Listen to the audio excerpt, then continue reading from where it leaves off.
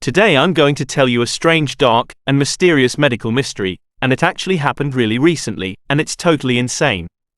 There is not another story I've covered that sounds anything like this, and so if you're a fan of medical mysteries like today's story. Before we get into this medical mystery episode, if you're a fan of the strange, dark, and mysterious delivered in story format, then you come to the right place because that's all we do, and we upload thrice a week.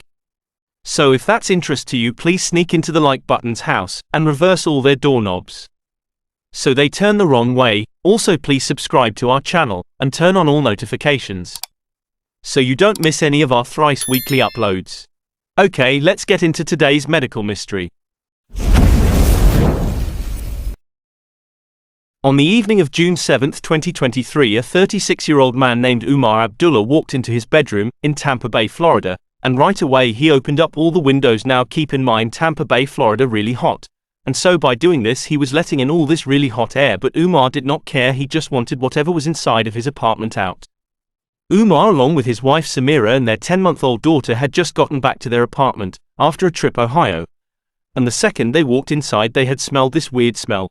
And it was something they had never smelled before. This was not like rotten food or anything like this, was like a chemical smell, but even that wasn't a good description. It was like a cross between chemicals and maybe paint. And so at first Umar and Samira just walked around their apartment, predominantly in the kitchen, looking for things that could be leaking, in the fridge or in cupboards or whatever, but they couldn't find anything that seemed like it could be the cause of the smell. And it was around this point, when they were totally stumped, that Umar and Samira remembered that their apartment building was extremely well taken care of. Like, repairs were done immediately and all the time in every single unit, and the fact that they had been away in Ohio had been known to their apartment manager.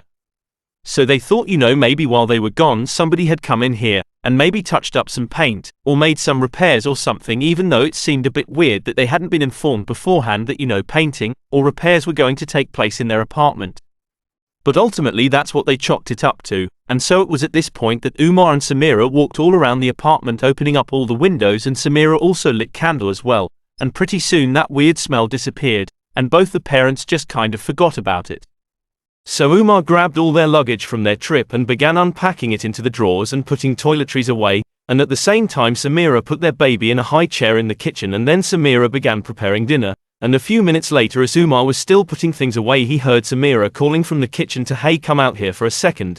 And Umar stopped what he was doing. He went into the kitchen and he looked at Samira, and she was looking very concerned down at the daughter. And the daughter was in her high chair, but she wasn't eating, and their daughter seemed really fussy. And normally their daughter was such a get-along kid who never fussed, who always ate her food. And so this seemed really out of character, and so both parents kind of stared at the daughter for a second, and then Umar was like, "You know what, all the windows are still open. And it's getting pretty hot in here, maybe the baby's just fussy about the heat." So Samira agreed that cloud totally be it, and so the parents went around the apartment closing down all the windows, allowing the air conditioning to kick back on and cool the apartment down. But about an hour later, after the apartment had cooled back down, the baby was still very fussy, and at this point Umar and Samira were trying to put to bed, and they were really struggling with that. And also, in addition to the baby obviously no feeling very well, Umar and Samira both began to complain that they had headaches. So at this point the parents assumed that all of this, the baby's behavior, and now our headaches must be tied to just the travel we just went through, and we just need a day to recover here. And so they kind of rushed their baby through her bedtime routine, and eventually got her down, and then Umar and Samira took some ibuprofen to help with their headaches, and then they too climbed in bed, drifted off to sleep, hoping that when they woke up everybody would feel better again. But the next morning nobody was better. In fact, everybody was doing worse. Umars had now gotten much stronger, and Samira, she lethargic, and the baby was still very fussy. And over the next few days their symptoms continued to get worse and worse. Umar's headache went from really bad to pretty much blinding.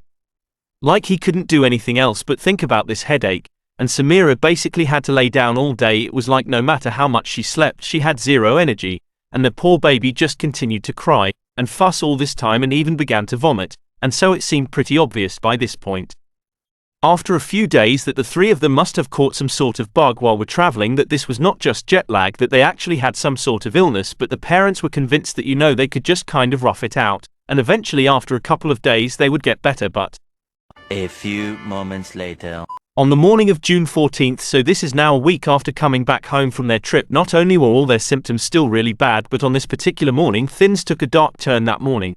When Umar went to his daughter's bedroom, he's still dealing with this horrible headache, He makes his way into the bedroom and he goes down to pick his daughter up from her crib. And as he's reaching down to grab her, he freezes because on the bed on the pillow right behind the baby is all the baby's hair. The baby had clearly lost huge chunks of her hair.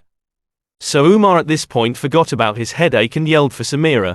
And even though she's super lethargic, she could tell this is an emergency, so she got up and made her way into the bedroom, and she looked down too and saw all the hair, and she reached down and scooped the baby up. And she turned the baby over, and sure enough there was a huge bald spot on the back of their baby's head. But Umar and Samira, they said to each other right away that wait a minute, I know this is scary, but it is actually a thing that newborn babies sometimes do lose their hair. But when they went online and looked at the range of when, it was pretty obvious that their baby, being 10 months old, was a little bit too old for losing her hair to be considered a normal thing. And so Umar and Samira sat there, continued googling, what could this be? My 10-month-old baby is losing her hair, and were lots of explanations ranging from ringworm to some severe infection to some rare genetic disorder. All of it was kind of terrifying, and also none of it really lined up with what they were seeing with the daughter. And so the parents were like, clearly we don't know what this is. We've all been sick for a week. We have to bring our baby to the doctor.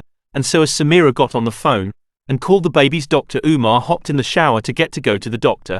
And as soon as he began shampooing his hair, he noticed clumps of his hair were falling out, and so all of a sudden it dawned on him that whatever's going on with his baby is going on with him, and very likely going on with his wife too. And it was at this point too that Umar remembered that strange smell when they first walked into their apartment after coming back from their trip now had opened up all the windows and lit candles. The smell had kind of dissipated, and then they had shut the windows again and they had smelled it again.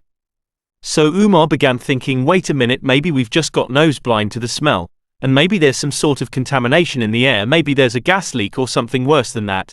And so as soon as Umar got out of the shower, told his wife about how he lost hair, and kind of his theory that maybe there was some contamination in their apartment, Umar called his landlord, and explained the whole situation, and the landlord would tell Umar right off the top that during the time they were in Ohio, nobody went inside their apartment, so there's no fresh paint in there, no maintenance was done, so whatever you smelled was not from us. And then landlord said to Umar that what, as scary as it sounds, it's possible that you might have like a gas leak inside of your apartment. Maybe you have freon leak from your air conditioning system, or maybe there's toxic mold. But whatever it, we're going to get people in there, we're going to find the issue and solve it. So later that day, sure enough, a gas inspector showed up to Umar and Samir's apartment, and they checked the entire place, and they could not find any trace of a gas leak. They checked everywhere, there was no leak, but they did tell Umar and Samira that yes, we can smell a faint trace of some chemical smell, but we don't think it's gas. There was no leak, and so finally, after the landlord had kind of run out of ideas for who to bring over to check the apartment, because again by this point nobody had found anything wrong with the apartment, Umar just said, what, I'm going to call the fire department. So Umar, he calls the fire department, they send over their hazardous materials team, or their hazmat team, and so they go into the apartment, and they look everywhere, and there is nothing, they couldn't any source that was causing the smell at all. It seemed very much like their apartment was totally safe and fine, but by this point it's now been 2 weeks since Umar, Samira and their baby had come back from that trip, and they still felt totally horrible. Umar still had his headaches, he was still losing his hair, Samira had begun losing her hair as well, she still had her headaches, she still felt lethargic, and their baby was still losing her hair, and she still was fussy and miserable, and all three of them now had developed this weird shortness of breath where they'd just be walking through the apartment. Suddenly it was like they couldn't even breathe, and so now they've had all these people who can't find anything wrong with their apartment. They'd gone to their doctors, and the doctor had no idea what was wrong with them, and so it was kind of like they had no idea what to do, but clearly this crisis was only getting worse and worse and worse. So Umar felt like he had no more options, he couldn't leave his apartment, he couldn't afford to do that, so they were just stuck in this place that seemed toxic, but all that would change.